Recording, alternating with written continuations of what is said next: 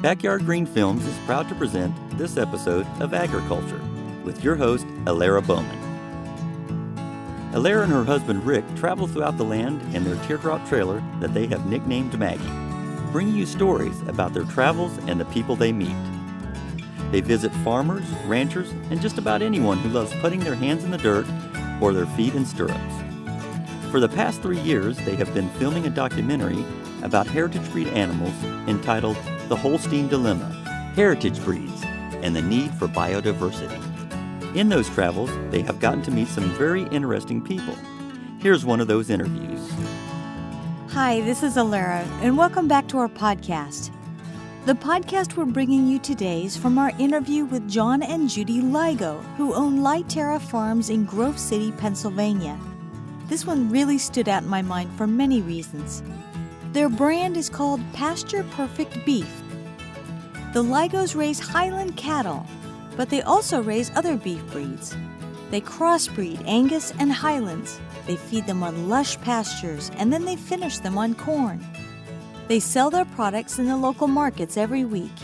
And I'm very, very sorry I don't live in Pennsylvania within driving distance. These two wonderful people were kind enough to sit down with us one sunny but chilly afternoon for what we thought would be a quick interview with their Highland cattle. I was so curious, and they were so informative and gracious that we ended up not only doing a sit-down with them for an hour and a half, but we also received the deluxe barn, farm, and field tour with big fluffy cattle, manure, and pastures galore.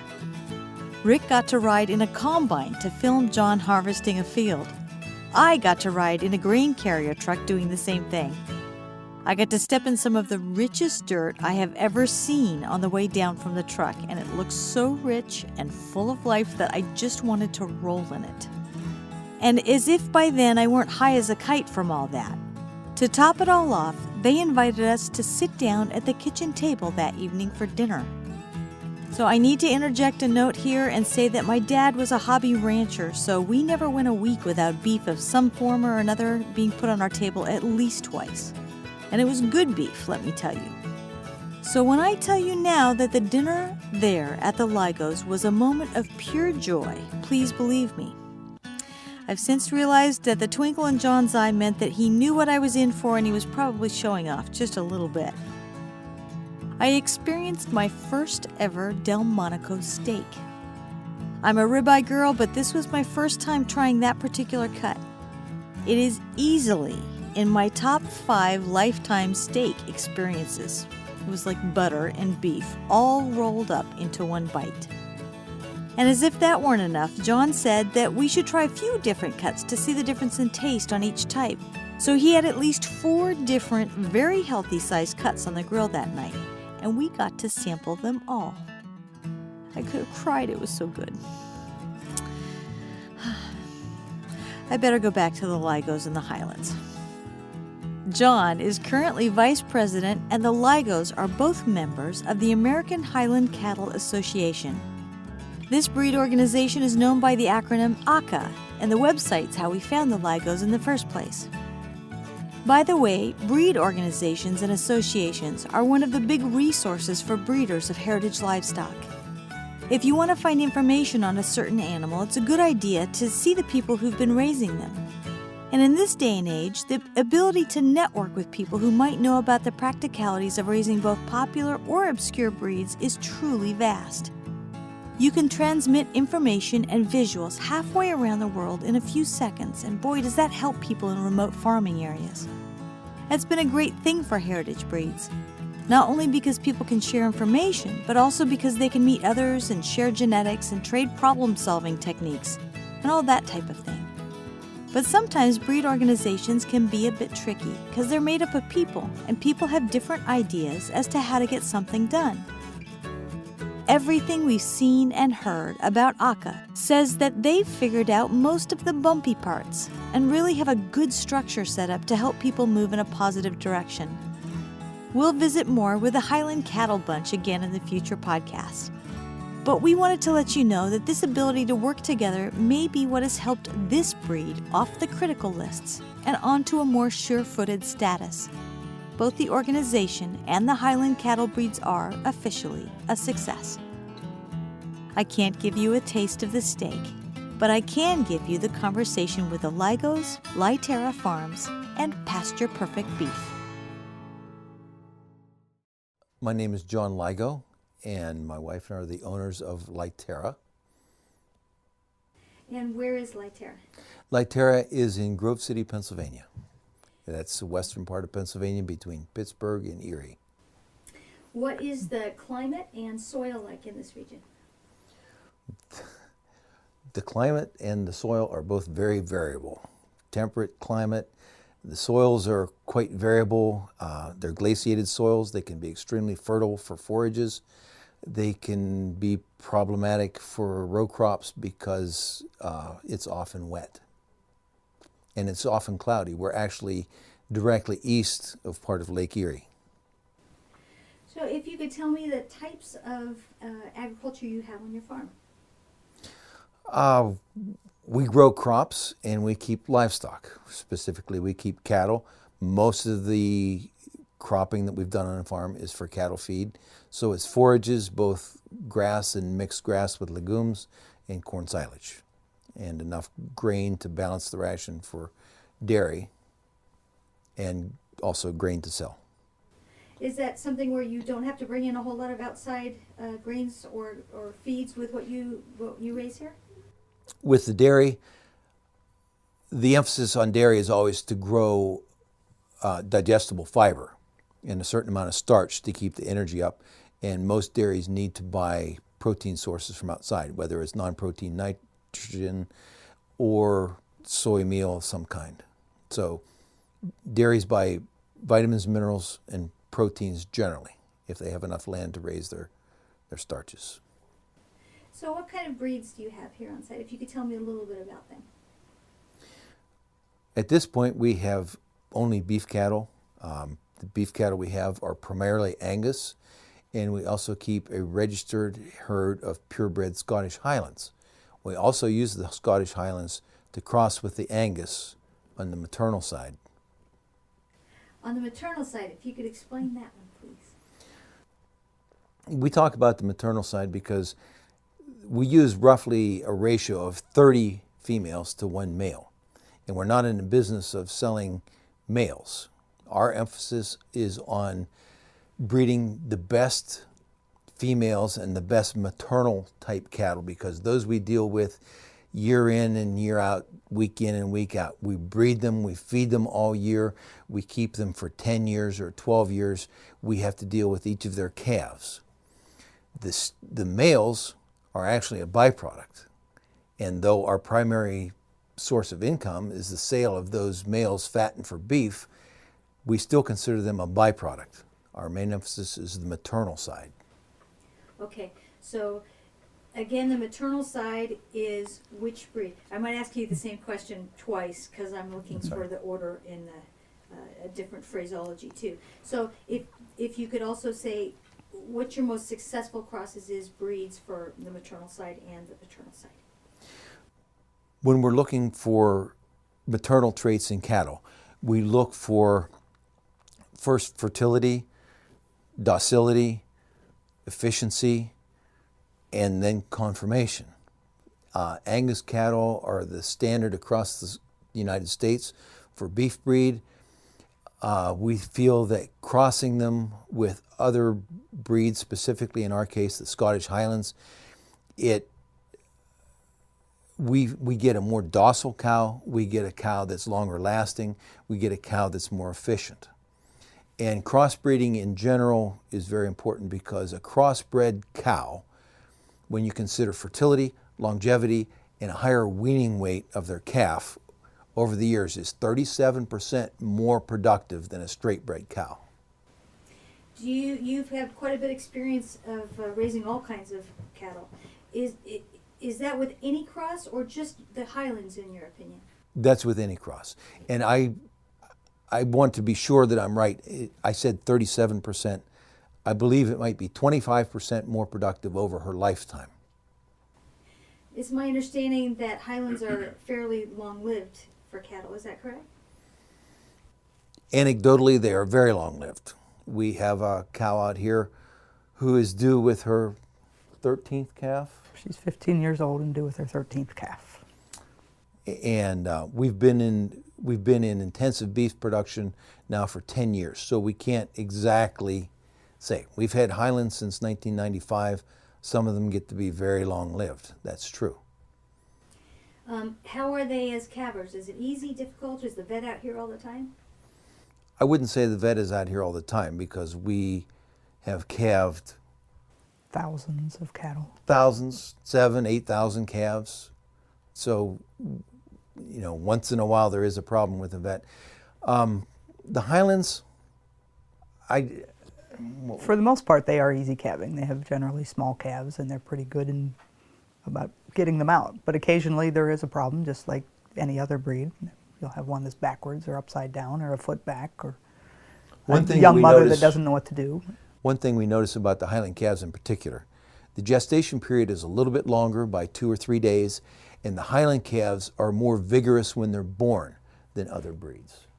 Holsteins, of course, you know, they need to be born on the straw and have someone there to take care of them. Angus calves are much more vigorous and much more hardy, and it seems like the Highland calves are quicker to stand and quicker to nurse. Mm-hmm. Seems like they're several days old already when they are born. They just get up and go at it. We've seen, regardless of weather. We have seen Highland calves be born and stand and nurse in as little as 11 minutes. Well, that seems like a very short period of time to me, but I don't know, is that, in the cattle world, is that pretty quick? I think that's pretty quick. I think that's pretty quick. Now, it's my understanding that the mothers are pretty good mothers too over the lifetime of the calf. Is that correct? As in any breeds, there's a lot of variance. There are some mothers that are what you would just call ferocious. They are terrific, and that's not to take anything away from Angus. I've seen heroic Angus mothers. And so it's difficult to make generalizations. We've had probably 400 Highland calves. So this is not, how is the weather actually in the winter time here? I should ask.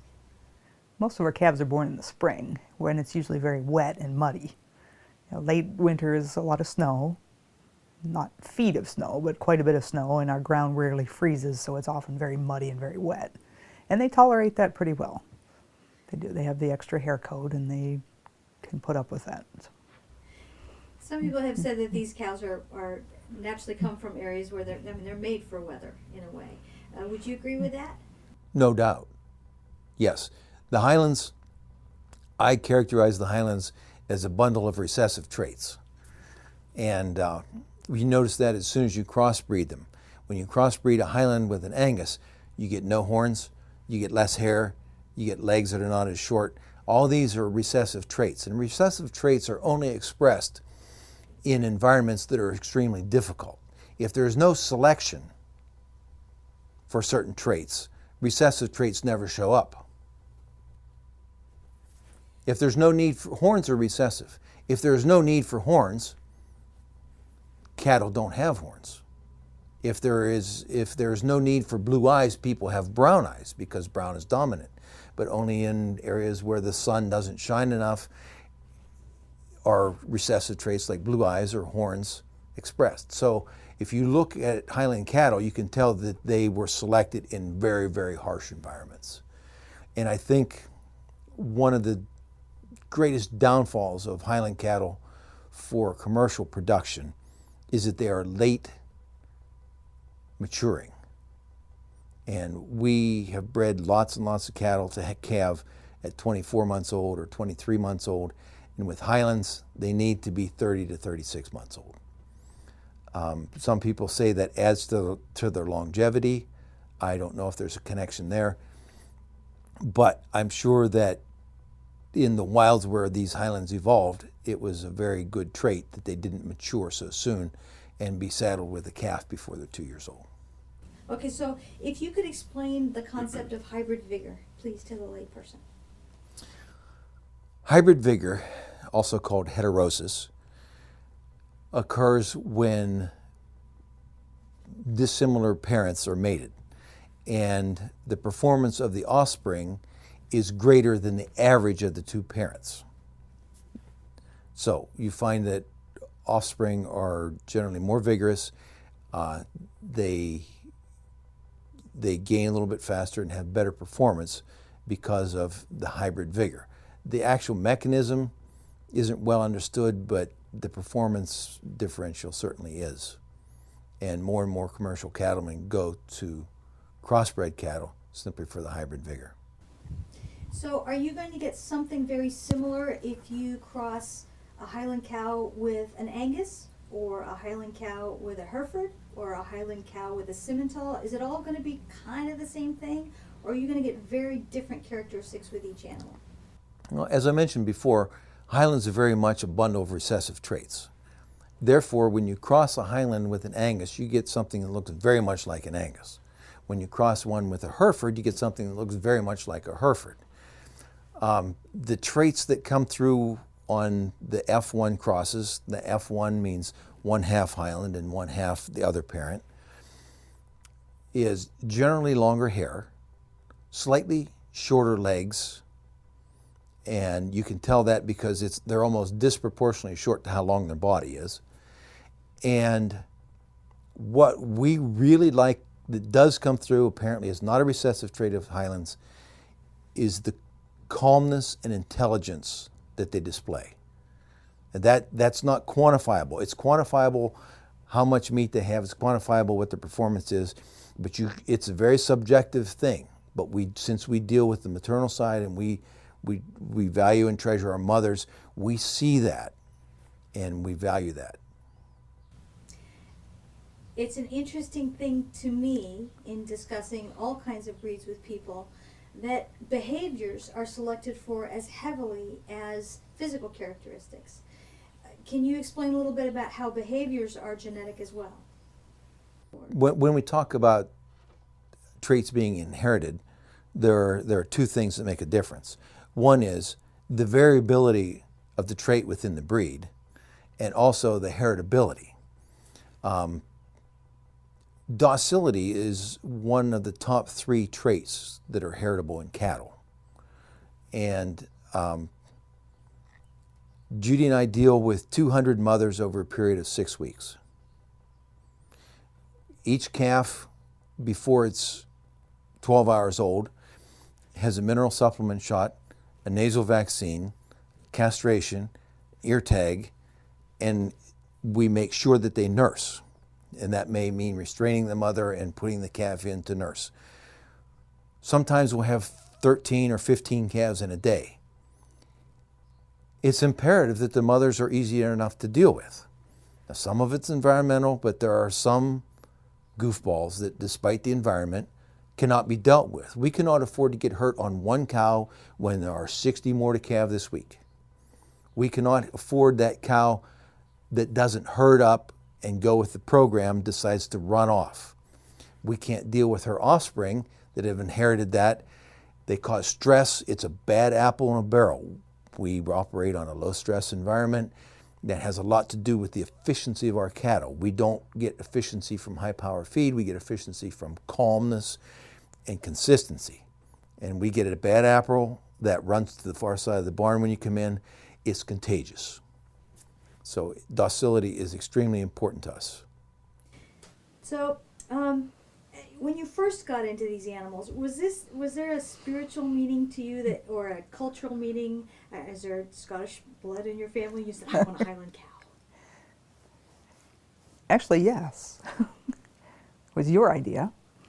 But we had the dairy. We were milking cows and we had the dairy, which was basically a confinement system, and we had some pasture that was growing up and needed some cattle on it. So John has a little bit of a Scottish background and had seen the cattle and decided he had to have some. So he went and bought a few Scottish Highlands. And I'm a fool for the underdog. That I could see that being necessary if you raise an animal like this. Right. But you've made it productive. That's a habit of mine. Yeah. Now, actually, that brings me on to a different direction. You're the treasurer of the Highland Cattle Association, correct? That's right. I'm the treasurer of the American Highland Cattle Association.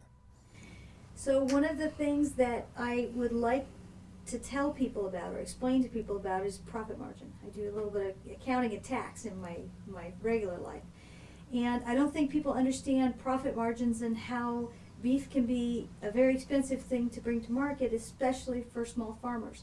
Could you explain some of the input and output requirements for raising cattle? Sure, we only have an hour. So We'll get the condensed version. Judy and I bought this farm. The original piece that we bought was 410 acres. We've added farms up and down the road until we own 1,100 acres. We built from scratch a dairy barn, put 200 cows in it, started milking 200 cows. We milked 200 cows for 22 years. They paid for the acreage, they paid for themselves, they paid for the equipment. And it's been remarkable what cattle did for us. And somewhere along the way, we fell in love with cattle for what they would do for us. And we don't have any beef background. And we got these Scottish Highland cattle and really enjoyed watching the herd dynamic that the dairy cattle never had a chance to express, the intelligence and the self-management of their micro environment was just astounding to watch, very gratifying. That being said, the dairy paid for all the infrastructure here. But given this infrastructure, we could keep some Highlands at a very low cost. Now, Judy has done a great job in raising and breeding and merchandising these cattle. And we just checked, and over the years, since 1995, Judy has sold more than 300 Highlands in probably 19 states, 20 by now. Right. All over the country for hundreds of thousands of dollars. For several $100,000. Given the dairy, most of that money we still have because the Highlands were on the margin. That does not mean that we could buy a farm, equip it, put the buildings up, and make any money with 40 Highland cattle. In the good years even. Or in the bad years, it would be an even more complicated equation, correct? Oh, the equation is not complicated. You know, if you're willing to deal with a negative, it's not complicated. I mean, there's not a zero sum. But being that we had the infrastructure, it's been nice for us and it's been good. If people want to have a lifestyle with cattle and can afford that lifestyle with careful management, they can have one of the greatest things that you can get in this country, which is a deductible hobby. So is this a quality of life computation for you as well as a financial computation? I would have to say so. Financially, on a strictly financial basis, we may not operate a registered herd of Highland cattle, but there it comes back into the association. Through the association, we've made a lot of friends, we've had a lot of experiences, a lot of shared experiences. And anytime two people that own Highland cattle get together, sooner or later, you come to anecdotes about the cattle. And Everybody has a story. everybody has a story because the Highlands, if you're willing to watch, they will tell you stories. I don't suppose you have any funny ones you want to share at the moment? Oh, well, things you don't get to see was, one year it was very, very dry and we had to water the cattle. So twice a day we would pull a water tank over and empty water into a 300-gallon tub. And we had a bull. He was a magnificent guy, and he was quite beloved by his cows. Not all the bulls are. Some bulls are aloof, some bulls are hard on the cows. This guy was just a gentleman. And he would come and he would drink. And then the boss cow would drink. And when she had drank enough, he would just slide her to the side so the others could drink because she wouldn't let the others drink. We see those kind of things. And we had a cow who was just a flake. She was a flake. And she was always calling wolf. And she had a calf that was near the edge of the fence, and it was a hay wagon. Empty hay wagons rattle and bang as they're being dragged along. And the hay wagon came down the hill, and she screamed. And all the other cattle, head up, came running to the top of the hill. They looked down, they saw Lenora down there, and it was like, it's Lenora. And they turned around and went back. They knew that she was crying wolf. We see those things. So they have a pecking order, is that correct? Absolutely. Absolutely. They live and die by their pecking order. Yes, and it changes. If a They cow, if a gain cow has a status calf, if they have a calf. right, then they move up the ladder. Immediately and visibly? Oh, yes. Yes. So if you could explain that process. I'm not a Highland, so it's a little bit difficult. But the pecking order has to do with just simply aggression and size, and maternal status does make a difference. If a cow low in the pecking order has a calf, she gets a reprieve. She does. They don't pick on her as much as they normally would. They definitely give her more respect. Right? You pick one good stock, all of a sudden you're allowed on the trading floor now? Right, right. And we've had guard cows. guard cows. If there's a cow that's going to have a calf, they'll go off into the woods and they'll post guard cows as a sentry on the edge of the woods. And it's usually the ones at the lower end of the pecking order. So Judy will tramp up across the pasture and approach the woodlot where they prefer to go for seclusion, and she'll get to the edge of the woods, and one of the lower order cows will be there and give her a half-hearted challenge, like, no, you can't go in there. So you just shove them off and walk past. But they send out the red-coated ensign to get killed off by the alien before. That's the one that's going to go. And the next day, it's the next lowest cow. I mean, there's a roster. They know who's where on the whose roster. turn it is. Now, I had heard that they have a little preschool set up sometimes. Somebody has mentioned to me that Absolutely. they'll have a preschool. There's So always you- an ant. There's an ant cow.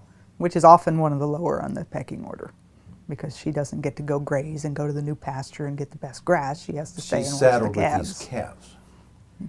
As one with no children, I can understand that's one of the lower ones on the pecking order, Right. too, in my opinion. But there are times when we want to move them to a new pasture, and all the cows willingly come and ready to go to the pasture, and the aunt is looking, it's like, I've got all these calves, and she can't go, Because they don't know to go with her. and she'll stay. Do all cows act like this? The Angus to some degree, but we see it more pronounced in the Highlands, and I'm not sure why. I mean, the Highlands are so they're picturesque very, that very they draw your intelligent. eye. They demand your attention. And it's easy to tell them apart.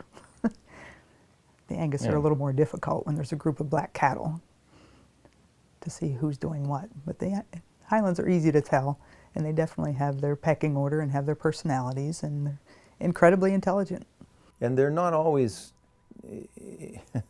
it's not always altruistic, because we learned early on, we had a cow called Holly, and she was hard on the other cows. She was the boss, and she was hard on other cows.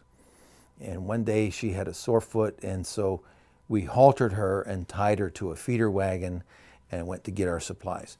Do not ever halter a Highland cow and leave her alone. Don't ever do that, especially a high-ranking cow. Because then it's time for paybacks. Oh, it's paybacks. They understand immediately that she can't do anything about it, and She's they at a will disadvantage. rake and gore her without mercy. You never tie one Highland cow and leave the other one loose. Wow. And they will remember forever. Well, Whether it's another animal that has wronged them or whether it's you. so they are, I mean, they seem pretty intelligent with a pretty defined social order. That's We can say that. I mean, you can't quantify it, but we've got enough experience to say that. After watching them for 25 years and interacting with them and watching the herd dynamics, it's definitely noticeable. We had a veterinarian, a dairy veterinarian, that we would vaccinate groups of calves, and he would use an automatic dosage syringe. It's a large silver pistol grip, and he had the habit of vaccinating like this. And he would do it like this. You can get away with Holsteins because they can't remember. It doesn't even click. But he would vaccinate the Highlands like that. And at times we have a breeder steer who just kind of free roams here, lays in the yard, That's why we don't have any rhododendrons. But anyway, there was one day, probably 1,200 pounds, and he wouldn't move out of your way. You'd have to walk around him. But I was walking one day, and I happened to have a silver chisel in my hand. And I walked past, and I reached out, and he freaked. He saw that silver in my hand. You remembered it. Oh, they absolutely remember. And they will hold it against you. The Holsteins don't have the capacity to harbor a grudge. And But the Highlands do. What about the Angus? The pure Angus are just anxious. They're always anxious. They're very reactive. Right. They don't think about it. It's a brainstem thing with them. Where the Highlands, should I or shouldn't I? I think they actually reason things through. They have the capacity to think about it and Oftentimes, reason. if you give a Highland time, just give it time to look, think, it'll do the right thing. And, you know, for example, with our fencing system, we can make an opening in the fence anywhere. Well, cattle are used to the fact that there is a fence there. Under no circumstances could you ever get a Holstein to walk through where there was a fence. It won't happen. Angus, sometimes you can bait them and walk them. The Highlands, you can walk them up there and they'll look. And they'll look. And one will walk through and the other will follow. Just give them time. You can't force them. But they can figure it out. You know, what you're describing is very similar to when we talked to the mule people. They said you can tell a horse to do something, but you have to ask a mule because the mule thinks about it. And if he doesn't want to go, he's not going to go. You can't but if force he understands the reasons why and he thinks it's okay, then he'll do it. There again, it's a hybrid. Interesting. Interesting. But they say that comes from the donkey side. But anecdotes, I mean, we can keep going. I mean, As long as you want. I'm there are a here. lot of anecdotes about Highlands. We've heard stories about cows stuck in the mud and the bull coming down and just putting the horn under and flipping her out of the mud. And you know, one of the most fun things is to be coming up the driveway here, and the bulls like vantage, and they'll find this little hump, and they will settle on this hump, and schooled around them, just like Plato, there's all the little bull calves. Now, how do they know? How do they know? How do they sort themselves out? I do not know. But the bull calves there's a semicircle facing the bull. The Socratic method, they get to debate back and forth, or it's the big cow gets the... I don't know. And then the But- bull will paw and bellow and kind of have a little dirt pile. And then As after soon as he moves leaves, off, all those little bull calves get in there and they Start do the digging in the same dirt. thing. The bull calves. The bull calves. And, you know, you say, how do they know? I'll tell you this. The longer we have cattle, the more humble we are to understand we really don't know. We, you know, see more and more things you just don't know. Now, that doesn't mean we don't know what to expect, but we still see things that say, you really don't know what's going on. So, I mean, this breed's been around since, what, 600? Or Oh. something like that? It's hard to tell. Do you think this is the behaviors and the cattle and the physical characteristics that you're describing? Do you think this is the same cow as Scotland has now, or that Scotland had 600 in 600? I don't think that's possible, to be honest. I don't think that's possible. Because there was natural selection to a point. And I think over the last 200 years, let's just say 200 years, there's been no natural selection. I mean, there's no natural selection among our Highlands here. We do the selection. Color, ribbons, pedigree, what someone wants, but we do the selection. And so by force, it's diverged from what they actually were. You know, and conditions change, you know. It gets warmer, there's different selection pressure. It's interesting to me. This has been an education as we've gone about I'm sure. and it's kind of caused me to change my viewpoint a little bit. But the very definition of the heritage breed is something that our forefathers brought about, and you know, they can naturally breed, and all of that. And many of these characteristics are things that have been in existence for hundreds of years, and some people are very passionate about the fact that that stays that way, which is great, because if you start mixing all the genetics, it's not that same line. That said, the very reason some of these breeds came about was because somebody started narrowing selection characteristics that they wanted. They made this animal in a way. And so it's funny that it's ironic to me that the very thing that's selecting these animals is the thing that might cause them to be lost in a way. No? That's a really big question. That's a really, really big question with a lot of really good points. I'll pick a few of those points. One is, crossbreeding is a tremendous commercial benefit. You cannot have good crossbreeds if you do not have good straightbreds. So you have to maintain the integrity and the validity of the original breeds. You know, you had so many good points there, and I got lost along about number 6 there. Well, there were the traditionalists. The traditionalists. Oh, and the breeds, how they evolved. You know, the breeding up to 1800, I think it was largely just local selection, you know, local pressures. And, you know, before a certain time, people didn't travel from Ayrshire to the Hebrides and to the continent and all over. You know, in continental Europe, there are very, very small areas. Each have their own breed. And in the British Isles, there are very, very small areas that had their own breeds. And a lot of those breeds are extinct. You can mourn the loss, but when you look at the value of those cattle, they may not have had any redeeming benefits. You know, a lot of the breeds that we have today that may be endangered, they have tremendous benefits. I mean, Devon cattle are famous because they walk faster than any other cattle. And when you have ox-drawn carts, that's the downfall. Cattle walk slowly. Horses walk way faster. That's why only rich people had horses, because horses eat so much more. I did not know that about the Devons. It's fascinating. Devons are the fastest walking cattle. They walk beautifully. That's why the Durham ox is so valuable. They walk beautifully and fast, which was so valuable.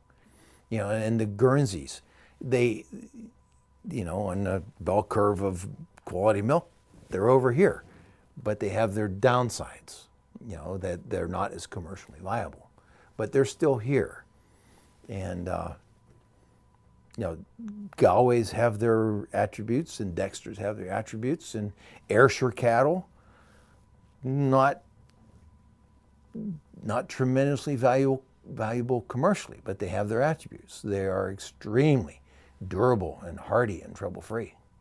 And some people in studies have shown them to be very economical, not for their output, but for their low input.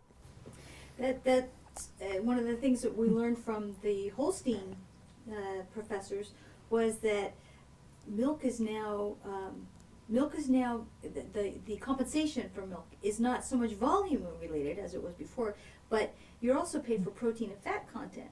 So maybe a breed that was not as valuable before is now, I mean, say that's a high butterfat content, which I believe Highlands are as well, right? Correct? They have. I'll clarify that a little bit. You're not paid for percent. Okay. You're paid for pounds. Pounds. Nobody makes more pounds of fat, nobody makes more pounds of protein than a Holstein. They may be lower percentage, but the sheer volume of milk, you're paid for pounds. But was that the case 20 years ago or 30 years ago? No. Judy's dad had a herd of Guernseys that was the highest fat-producing herd by pound in the state of Pennsylvania. Was that a desirable trait, or did you want more volume than In the fat? 50s, it was very desirable. Yeah. Fat is not a big seller now. Oh, I disagree with that concept because there's nothing like Dairy fat. Oh. Right, right. Do you see that?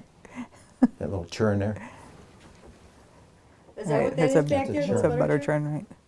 Well, I think we're getting back into Sorry. that, though, are we not? That we are discovering that it's not quite so evil as we thought. Exactly. It's not. Yeah. So maybe some of People these- knew that. It's the people who know, supposed to know, that thought that wasn't good. So when you have an animal, Navajo churro sheep, for example, that can produce wool and live on brush in 120-degree weather without even blinking, which is my understanding of the case, and you have areas like California, which I can personally tell you has gotten a good 10 to 20 degrees hotter than it used to be. I mean, we're just baking Really? now. Oh yeah. So there might be some of these traits like cold resistance or the ability to withstand that in the Highland cattle that could be effective in the future. Yeah, I guess you don't really know. But that's only valuable in these marginal areas. Yes. No, our ability to produce food where the climate is wonderful and the soils are terrific and the winters are temperate eclipses any marginal production we might need where it's 102 or minus 20 all winter. I mean, the Highlands used to live on seaweed. They'd drag seaweed up and feed them. They'd lose 30% of their highlands over the winter, starve to death. They would go to plow in the spring and the cattle would follow the plow and eat the roots that it turned up because there was nothing else. We don't need cattle from those areas anymore. I mean, we can build highways, interstates, and malls on the very best farmland. Why would we need to go farm where it's 120 degrees? We don't need it. The fact is, we don't need it. Do we need to preserve the ability to? That's a different question. That's a different question. I mean, we have a lot of people on this planet to feed. So there's something to be said for commercial agriculture. And if you could explain to me the proper usage of the term commercial agriculture to what it means to you. I thank you for correcting me that because I said industrial agriculture. Okay. For commercial. What we're talking about is the semantics of industrial agriculture versus commercial agriculture. And in my mind, I've always been a commercial farmer. It's my only job. It's been my livelihood. It's been my living. And I do that by acquiring infrastructure and buying inputs and producing more than I consume. That is my mantra. I produce more than I consume.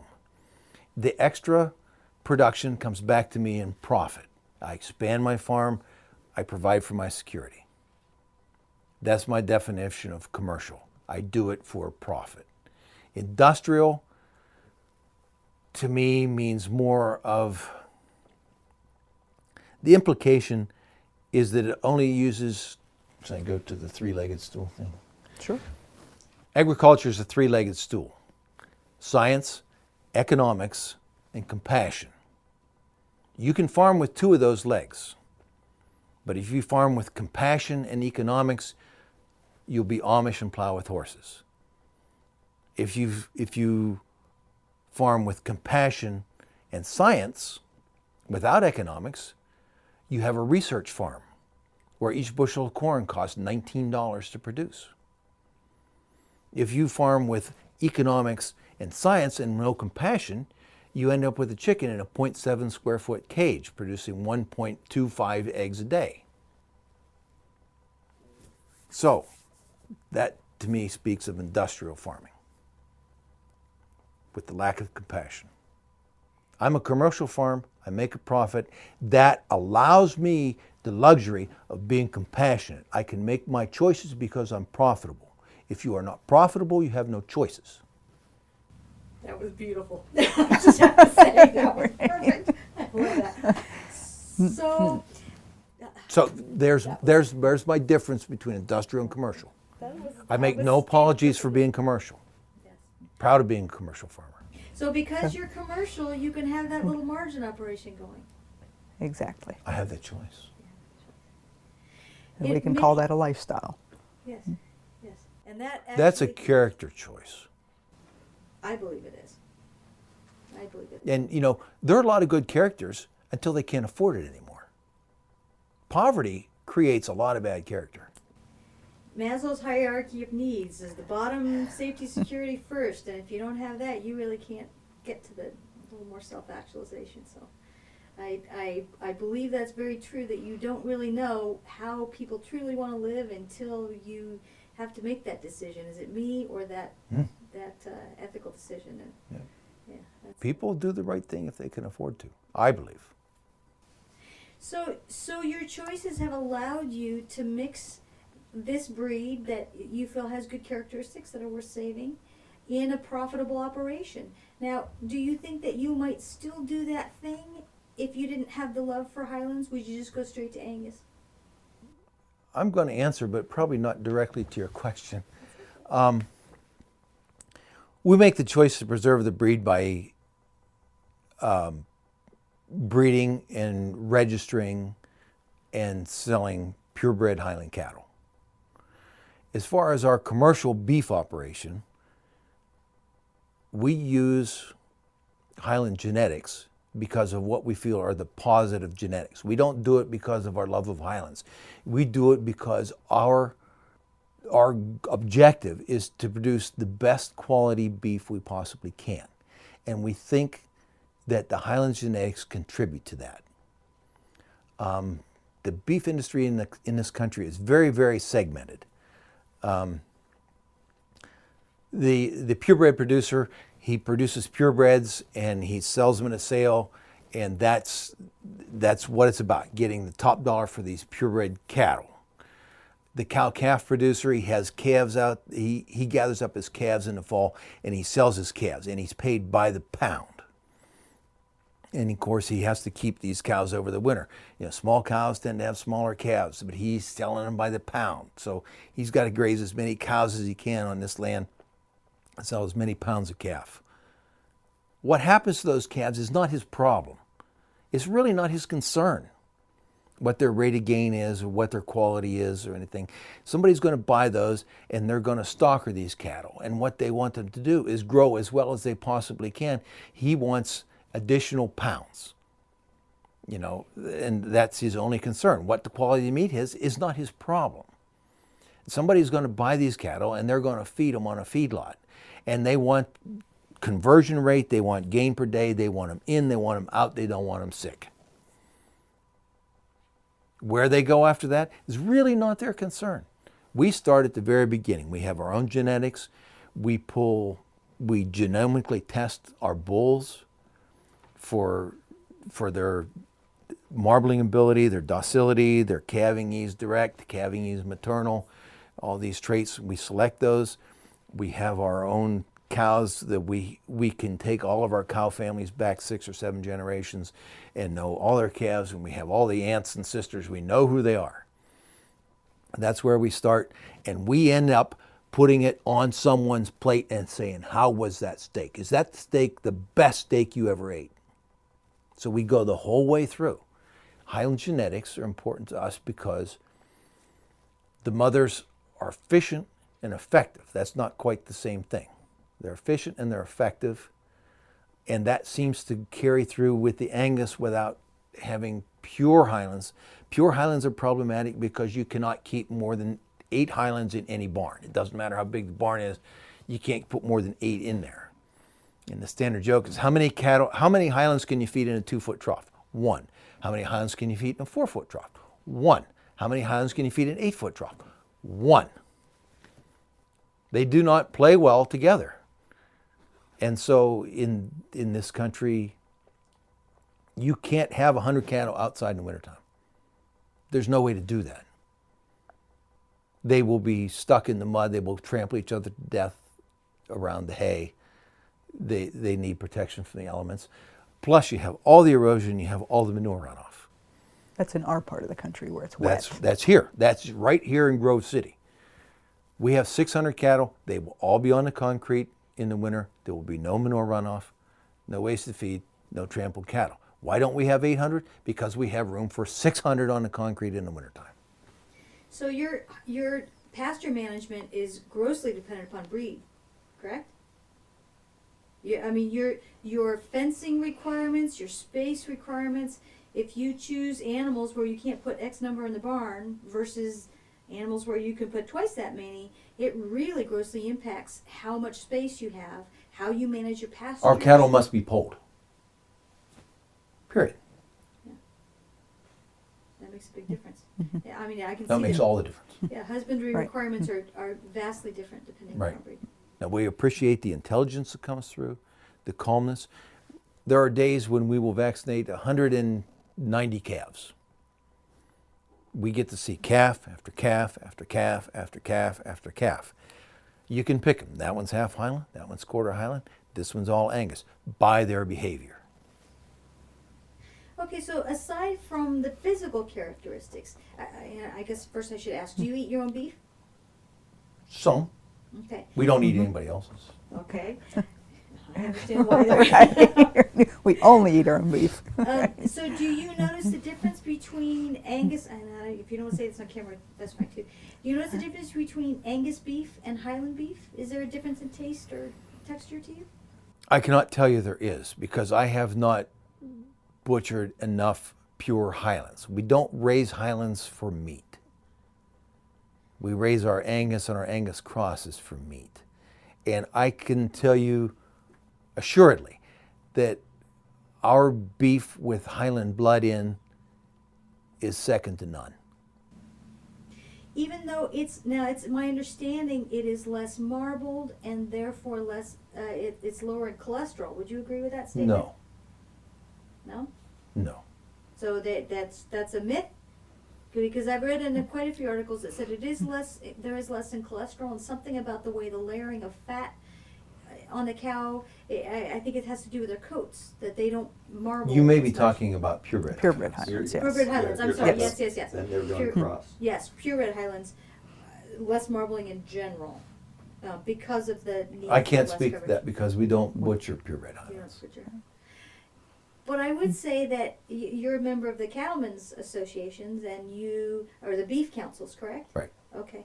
So I'm really curious as to why, I know that the Angus Association is marketed heavily, which is great. I mean, marketing is what makes They the do a band grow. fantastic job. They're the Yeah. best marketers. So we were wondering on the way over why the Beef Council doesn't start to say, hey, you want a bud? We can get you an Angus. You want an IPA from a smaller brewery? Try a Highland, because that's a whole different marketing area that people really don't know anything about. It's the equivalent of the local movement for people that don't mind spending an extra $5 a pound for their beef. You have to understand what the constituency is. The Beef Council is financed by $1 per head of every ownership transfer of cattle. Okay, well, in Pennsylvania there are 20 million cattle and probably 1,000 Highlands. Maybe 2,000, but what difference does that make? So And so the income to the Beef Council from Highlands per year is $120 Minimal, yes. as opposed to 1.2 million. So I'd be It's curious. like who's Other listening? breeds. Who Yeah. cares? Yes. But I would guess that the microbrewery concept thought that same thing in the beginning, and maybe before Angus got really going, maybe that was not as big a thing either, because I don't know. Do you think it would it be another marketing avenue that would increase demand in general, or would it be something that might take away from the Angus? I would assume people are not going to want to spend twice as much for a different kind of beef. Oh, they do. Do they? They will. And Wagyu. We have friends that sell straight Highland beef, and they get A a premium for it. really good price for it. They've done a fantastic job of marketing to a niche market. But you can go to Whole Foods, you can get grass-fed beef. It's lightly marbled. It's twice the price. Do you think that the average person knows the difference between the breeds? No. Do you think that they care? Yes. They do. I mean, we'll go places and we want to sell beef, and they say, well, is it Angus? Well, yes, it is. What is Angus anyway? They don't know. don't know. But it has to be Angus. If you go to Arby's and get a sandwich, is it Angus? Oh, yes. Oh, yeah. It's a black cow. That's my understanding. 51% black, no Brahma, no Holstein. What marketing does for this country is just amazing. What a wonder. It's frightening. I would start saying that Angus is marketing. Because, I mean, Yes. Certified at Angus Beef It used to program. be the Herefords were the dominant breed. Yes. Yes. And there's nothing wrong with Hereford cattle. They're slightly, in general, people only own individuals, and they extrapolate on what these half a dozen individuals are like, and they make generalizations across the breed, which is really not okay. Yeah, I agree with that. But in general, we think the Herefords are kind of dolts. They are. They're a little too laid back. And the Shorthorns are lazy. We've had a dozen Shorthorns. They're lazy. Lazy with their calves, lazy moving. Much of what you describe is a behavioral characteristics. Yeah. Yes. Yeah. Yes. Okay, so I have to ask, we have heard a recurring statement that says if you want to conserve a breed, you have to eat it. Would you agree with that? Not necessarily, because Highlands have it all over so many other breeds, and the eye appeal and the pasture ornament potential of a Highland cow is unmatched. And I'm sure that many, many people that own Highlands have never eaten one, or would never eat one of theirs. But there has to be an economic imperative in some way, shape, or form if you don't just raise them for fun because you won the lottery and you think they're pretty on the lawn. Sure. So I'm not sure that you have to eat them to preserve them. Now, if they look like Angus, you'd have to eat them to preserve them. That's good. This is a Highland cow? Yeah, absolutely. Absolutely. So your question we talked about, and I'd really like to get around to it because it matters a lot, is whether we're going to involve these breeds and make them relevant, or if we're going to isolate these breeds and try to preserve them. And we have different opinions, I'll say, in the Highland Association. Some people want to simply preserve them as if this is a cow from 1500 Scotland and we're going to keep it exactly like this. There have been long-range plans that said we should breed against size and breed against performance, and there are people who get catatonic when cattle are brought to shows with the haircut. We have people that think they shouldn't be allowed to be crossbred. We have, they're preservationists. And then we have people that say, oh, Highland cattle, they need to be relevant. We need to show how that they're valuable to commercial cattlemen and how they can be good beef producers and they're efficient. We had a study done by a lipid scientist in Missouri that showed that Highland cattle, no matter what sex, part of the country, how they're fed, are significantly more tender than the average cattle. And so therein lies the thing. How best to serve this breed is to preserve them in their natural state, which I think probably doesn't exist anymore, since there hasn't been natural selection on these for years. People they breed them to what they have. You can't have 9 cattle and say they're not selected if you don't buy genetics. If you buy genetics from outside, they're selected. If you don't, they're limited. Well, the interesting thing in the Holstein gentlemen was that they brought back, through cryo is a big thing now, and AI is a whole new frontier. And they brought back genetics on a Holstein bull from 1960. 50s. Mm-hmm. Yeah, how long does semen last? We don't know yet. We don't know, but they are physically different Holsteins than we have today. That's my point. I think the Highlands out there that some people are trying to preserve are not the cattle that roamed the Highlands at all. So would you argue, in this day and age of technology, would you say those that would like to preserve, at least at the current point in time, can't go back and preserve from the 1800s, but the current moment in time, if you think it's important, maybe this is a Highland Cattle Association question, if we think this is important, we need to all take genetic material, germplasm now, and we can put it in the USDA's facility, And we'll have it if we think that's important, and yet still move on with our selection process. I think that's probably not necessary.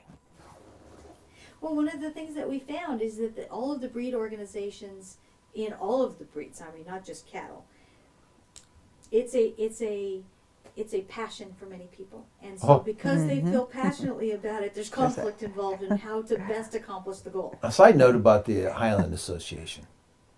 There are probably 1,000 members and probably 300 active members. Mm-hmm. Most of these 300 people, anecdotally, are fairly accomplished people. They're really good at what they do, and they're passionate about their hobby. So you put these people together. The fact that you have cattle does not make you a cattleman. Okay? Yes. Right. But you put together 30 of these people, and 20 of them are CEOs. And they're talking about something they may or may not understand, but they're really passionate about it. It could be tough. Okay, so what was your living before you were a farmer? Before you were a cattleman? What was my living before as a cattleman? I'm assuming finance or something of that nature. It seems like you got some Right. training in that area. Yes. I was a loan officer at Farm Credit. Okay. Do you think that you run your operation as a cattleman or as an accountant? Or as a controller, I would say. I don't see a conflict there, I guess. Okay. If you have people that are CEOs and run the cattle operation, as you were just describing, do you think that they run their farms differently than you do? Oh, yeah. And how? They have different objectives. They may not have a commercial objective. They may not be selling beef. They may be steering toward, I want the most out of my weekend when I get here. Hobby farm. So it's a different goal. And then again, there's enough room in the world for everybody to have a different ideas to how to live best. Exactly. Usually, at least now there is, I hope. Sure. Yeah. But that doesn't mean that there are 20 different ways to properly conserve the breed. And I think, as opposed to cryogenics or whatever else you want to use, I think that the 1884 herd book serves that. I mean, Highlands are not, they don't have EPDs, they don't have performance data. That's the difference with Holsteins. You know, have you looked at a Holstein catalog? Oh, you should. Teat length, teat placement front, teat placement rear, fore udder attachment, rear udder attachment, thorough width, hip height, foot angle, heel depth, legs to the side, legs to the front, on, all these. And they are selected based on these. Now, you can't select without criteria. You know, the selection among Highlands is, I'd love to have a dun calf. Really? Quite often that's the case. Do you have any? It's on Do you have any color. dun calves? Do you have any black ones? You know, do you have a black and a yellow? I want a black and a yellow. But I really like that frosting too. Oh, frost. Oh, forget what I said. I love the frosting on this one. Okay. Now you have these disparate herds all over with no data connection. There is no data to be had. If you keep the herd book of registered cattle, these genetics cannot go anywhere. Why? Because you don't eliminate any. Well, why would I buy a bull? I have a bull. He's been good for years. You have calves every year. Yeah, but did you look at the calves? He's such a nice guy. This is how it goes. We're not losing the Highland genetics. We don't have to cryogenic semen because it's all out there, and you know, as long as you keep it registered, it's not diluted. So your ideal Highland is the same I'm as picking a fight with you. No, you're not picking a fight with me. I guarantee you're not picking a fight with me because I understand both sides of this equation. I understand the people that are passionate about it, but I also understand, I believe in the need for, not from the religious standpoint, I believe in the need for evolution in order to keep up with what we need out of our planet. It's called relevance. Yes, actually. I believe that adjustments are something that have occurred since time began, and they will continue whether or not we like it. But that's the thing that allows us to continue to exist. And if we don't make adjustments, we will not continue to exist. The question is what is the purpose that I am trying to accomplish? It might be different from somebody else's purpose, but my purpose might require adjustment. So you're not picking a fight with me. I actually understand what you're saying, but I also understand what that other person is saying. They like that thing. Mm-hmm. That's fine. But I like things with a purpose as well. Well, for a commercial aspect, I hate 1950s Holsteins. I really do. Too fat? Oh, they're fat and they're dumping. The udder attachments aren't good and the legs aren't good. And They weren't very productive. Oh. Lord. So one of their arguments is that... I almost bought a 1953 Chevrolet one time, and I looked at it really close, and I said, I ain't driving this thing. Because you got to put a quarter in it. Yes, just, oh, man. But I could see how people would get a little passionate about having the same traditional thing that you People may would, have. I mean, there's a Exactly. Montlake Club, sure. Yeah, yeah. And if they can afford it, that's fine. And there's, And there's more than one Model A club because they don't agree with That it. is exactly. Exactly. Exactly. Right. You know, some of them put 302 V8s in them, and some of them think that's anathema. That's right. You just ruined it. You got to keep You ruined it. You gotta Ruined keep the it. original first Right. element. That's right. Right. Do the serial numbers match? If it don't match, then you're a heretic.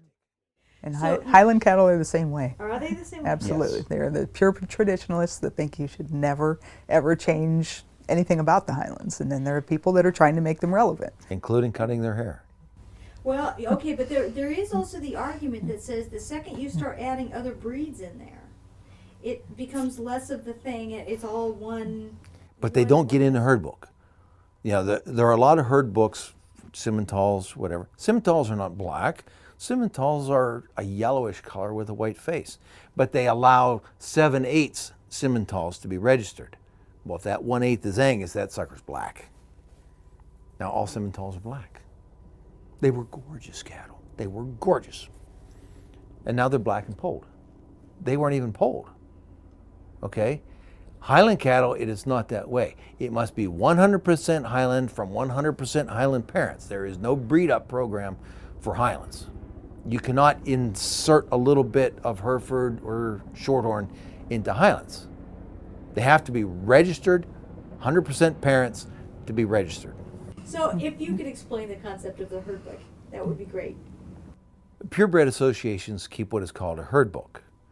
And herd books originate from a group of people who are advocates for a certain breed, and they decide which cattle are true representatives of the breed. And they are entered in the herd book, their dates, their relevant data, and only descendants of those original cattle in the original herd book can be registered of that breed. So in the case of Highlands, any registered Highland can be traced back to some number of Highlands in 1884 with no interbreeding with other breeds. So no outside. So what if we find a genetic defect at some point in time? That's A it. defect. Say you get recessives that start popping up. Say you've got Holsteins, and they're all related to 100 females and 2 males. Right. Is it still a Holstein if you bring something else in outside, or is it just something healthy that's inserted into the Well, do you want a Holstein or do you want a commercial cow? Okay. That's that. We're back Okay. to the same thing. Are you trying to preserve something that maybe doesn't deserve it, or are you trying to produce milk? So I would say it sounds to me as though the entirety of this argument is, what is the purpose of this animal? Is it a lawn ornament that may or may not do what it was originally intended? Or is there a purpose that evolves as our world evolves, as our world changes? Right. Even you're exactly right about that, but even so, that doesn't address the inherent value of preserving diversity that we may have now and may not have later, which is the premise for what you're doing here. So one of my questions is, I'll just read it for you because it's probably going to sound much better than if I pull it from my head. In this globalized economy and culture, is it possible to have a truly isolated genetic or pure heritage breed or seed? And is it an adaptive advantage or disadvantage? I would say that was... That's a really nice question. That's a really nice question. Is it possible to have an unadulterated heritage breed? Yes, it is. And there is the value of registered pedigreed stock. Now, seeds is much more problematic because I grow non-GMO corn to feed my cattle because that's what my customers want. Fact is, it is contaminated in the wind with GMO corn that grew some county away. So there is even though the parent is non-GMO, the presumed other parent is non-GMO, it's pretty hard to control pollen. So there's some 5% contamination there. So, but cattle, that shouldn't happen. And now that we have DNA tests, all bulls, help me with this. Yes, all Highland bulls are DNA tested. And anything that's a result of artificial insemination or an embryo transfer is also DNA tested. Do you use that on your farm? Absolutely. I was very shocked Do to what? find how common that embryo transfer and artificial insemination it's the rule rather than the exception now. Well, we're dairy farmers, so we've done it for many, many years. So all Highland bulls are DNA tested before they're registered. They're determined to keep other breeds out, keep that pure Highland genetics. And the other way that you maintain the diversity is have no data to select from. You don't really know. Do you? Then the Highland people, some Highland people, they want data. You know, this is the only data they have. How many ribbons did they get? That's the only data we have on Highlands. Interesting. Okay, so I also have to ask you, because you do commercial farming, we've had a lot of global changes going on. It is now a global game, and there are major players between Argentina and their beef and corn, and China and their investiture in Australia and the farms there, and I'm sure they're now putting it in. And I think they're ramping up as well for their seed production because they didn't allow GMOs as much, and now they're looking to do it. Now that they own them. So how does that impact American agriculture, especially beef industry, which might be really influenced by some of those things? How do the countries that are now investing in beef, how does that change what used to be a truly American thing? If at all. So you're talking about the sale of Syngenta and the control by the Chinese. Globalization and other countries' investment in large-scale food production, especially in the beef industry. Okay. That used to be, it was American beef was it, Right. and now it's also Chinese beef is coming in, and Argentinian South beef American, is sure. becoming popular. Australian. Beef. All of these countries Right. are really players in the game now. Do you feel that as a beef farmer? How does that impact American beef sales? Does it impact our beef sales? Globalization? Okay, American beef sales overall, yes, I think it does, because Australia, somehow, I don't know if it's exchange rates or the grasslands they have or how efficient they are, but they can bring beef in and they can. I have beef in the local supermarket. I take it every week. They grind it, they put it on sale. It's $5.79 a pound, ground beef. And right beside it is Australian beef, $2.98 a pound. That affects how much they buy. Yes, it does. There's no doubt about that. Is it the same? No, it's not the same. Is it better? I don't know. Did you used to have these issues 50 years ago? 20 years ago? No, 50 years ago, a steak in Kansas was not like a steak in Pennsylvania because we didn't have transportation, we didn't have refrigeration. And so beef across the country was not homogeneous. And to a certain extent, it's much more than it was. And that's extending now to the globalization. But the fact is, Argentinian beef is not like American beef. And consumer tastes are changing. They're eating less and less beef, and portions are smaller and smaller. And that's another important point for Highland cattle. We use Highland cattle to make the frame size smaller, because Angus over the years have gotten larger and larger and larger, because there's more profit in larger cattle, but people are eating smaller and smaller portions. So ribeyes get thinner and thinner. Well, if we want a premium ribeye, it has to be that thick, but they still don't want it more than 12 or 14 ounces. Nobody wants 18-ounce ribeyes. So we use the Highland cattle to bring down frame size without losing efficiency. You really don't want to go into your Angus herd and pick out the smallest ones to breed from. They probably don't perform well. And you can see why they grow. Here again, we're talking about selection. We have 100 heifers every year, and we need to pick 30 to breed. Oh, look at that one. Look at that one. It's so tempting to pick the largest, best performing ones. And you end up with larger and larger cattle. So we use the Highlands to bring the frame size down. And the efficiency, and you gain the advantage of a cow that's going to be Intelligence, compact right. and intelligent. Wonderful. That's fantastic. Yes. And so Highlands still stay relevant to us, and we keep our herd, we keep our purebred herd as a nod to the Highlands. We don't have to have purebred Highlands. All we need is a little semen once in a while. But we enjoy having the purebred herd, and we do show them, and we do sell breeding stock. And we Judy do use more our than best covers Highland her bulls. expenses for them. And they're pretty. So he allows them to have me. It allows me to have them. So I do want to So, ask right. you about how you take That's them around. Tell me about what you do with them. What we do with them? You. Well, we Easiest start. way to Yes, right. handle them. Yes, right. We actually, everything I have is halter broken when they're calves. I wean them when they're Which 6 they or 7 remember months forever. old. Yes, they will.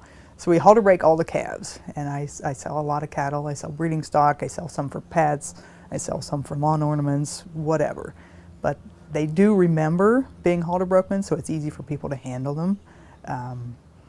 I do travel quite a bit and go to a lot of shows and sales and that sort of thing, and have sold, yes, have shown all over the country and have had national grand champions, which is truly an honor. Explain And the is it- national grand champion, please. How many cows and what you Right. won? Yes, the national grand champion is, our national show is in Denver, Colorado in January at the National Western Stock Show. And It's it's the a largest competition. Highland cattle show in the world. Yes. And it's a competition among all the Highlands in North America that want to go to that show. Now, of course, they don't all go, but many, many people take their best, absolute best, and they are judged based on performance and conformation and a certain amount of Highland character, the horns and the hair, depending on the judge. And they are evaluated against ones of their same age. Approximately how so- many of their same age? They have had, in the entire show, they'll have up to 200 animals. People bring their absolute best, and they are judged based relative to ones their same age. Depending on the judge, they're judged by conformation, nice level top line, balance, capacity to eat and perform. They're judged by their feet and legs, how well they get around and how easily they move. Sometimes they give a nod to the Highland characteristics, like their horn shape and size and their hair color and their coat thickness. So it's truly an honor to win a national championship because it's the best of the best. And you And have so- grand champion bulls, that? so that's out of 200 bulls, you came home with that? I have had grand champion females. I prefer showing the females. I have shown bulls, which is intimidating. And Here you- we have But, National Wait, Western wait. Grand Champion female banners. right. Beautiful. So that's not an So, easy thing to... It's absolutely not. No, it's the best of the best, and it takes intense, very intensive management of the animals to get to that point. But I'm assuming if your Interesting. marketing plan has been directed toward the additional sale of animals, or you're doing AI at all, that this is critical to your marketing plan? Absolutely, yes. It gets your name out. It gets your cattle out there so people can see them and see what type of animals you have and how, even their temperament is very, very important. Everybody wants to say, well, I got one of the LiTerra animals, and sometimes they're different than other animals, just based on the way that they were raised and handled. So yes, It's it is the only important mark to the of sales. quality we have for Highland cattle. Is LiTerra cat? No. No, showing cattle. Show Right, winners. it's right. I mean, we don't have the data The to performance support data. growth. You can't say this. The sons of this bull will gain at 3.52 pounds per day. We don't have that kind of data like they do on Angus bulls. Lots of other breeds, they have that information available, but it's very rare in the Highland breed. It's on a So- very small scale if anyone does that. The American Highland Cattle Association has long been very effective, and by effective I mean they've maintained our herd book and good member relationships and continue to be financially solvent, which that's three big pluses for a very small heritage breed. Brings up the question why, and I would start with, first of all, I have to give a lot of credit to our long-term administrator, Gina Moses, and her assistant, Nancy Koffel. They have been tremendous and steady dealing with crises and personalities that have come up, and a lot of changes, including DNA typing, different styles of merchandising, different cultural influences that have come to us, and they've been able to keep the association intact and relevant. So I have to give them a great nod. Second, it goes to the cattle, because the cattle have a tremendous presence. They have a tremendous eye appeal. A lot of people have them just for appearance's sake, and they really, really enjoy their cattle. I've been around different cattle organizations, and people generally like the cattle, but people are passionate about their Highlands. If you liked our podcast, please subscribe. This is how we keep going. And please tell your friends to join us. Please feel free to post any questions or comments that you might have to our social media sites. Our Twitter feed is at BackyardGreenFilms, spelled BakYardGreenFilms.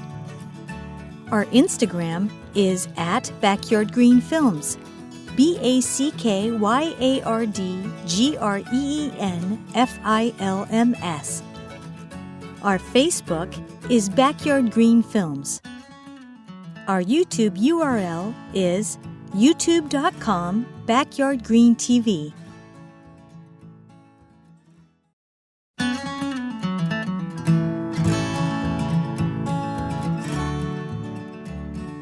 We want to thank John and Judy Ligo for having us out at their farm today. To find out more, please visit pastureperfectbeef.net. And to find out more about the Highland Cattle Association, please visit highlandcattleusa.org.